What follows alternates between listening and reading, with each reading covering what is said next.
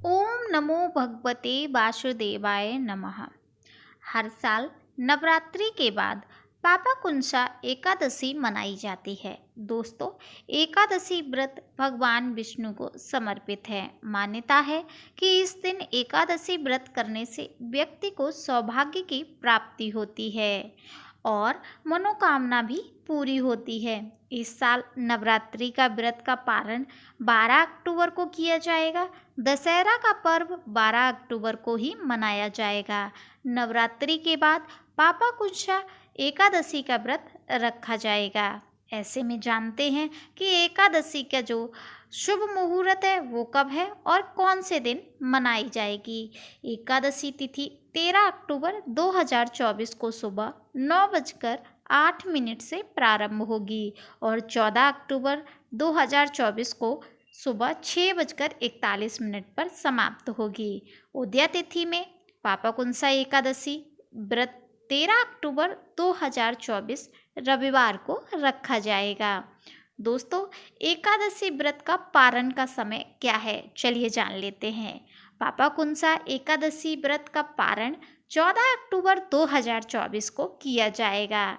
व्रत पारण का शुभ मुहूर्त 14 अक्टूबर को सुबह 1:15 से दोपहर 3:33 तक रहेगा।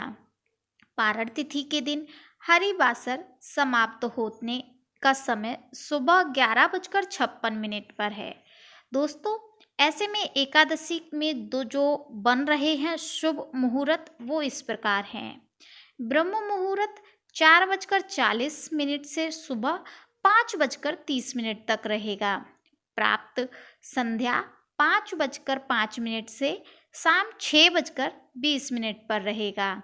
ऐसे में अभिजीत मुहूर्त जो है वो अभिजीतक जो मुहूर्त है वो है 11:43 से 12:29 दोपहर में। विजय मुहूर्त है दोपहर 2:02 से 2:48 पर।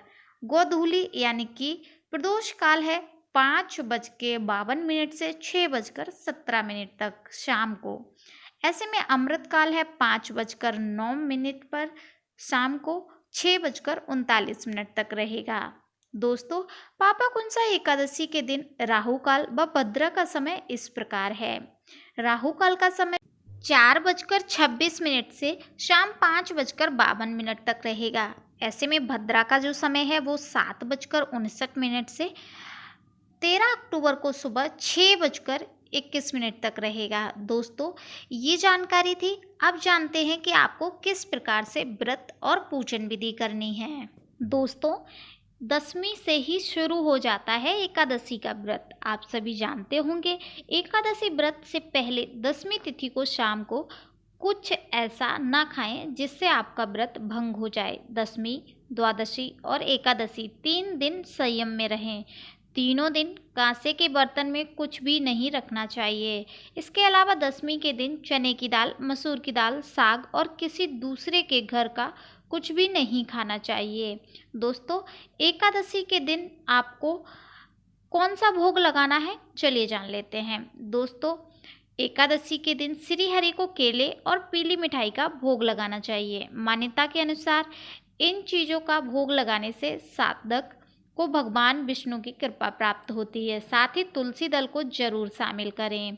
एकादशी के दिन श्री हरि को पंचामृत का भोग भी जरूर लगाएं।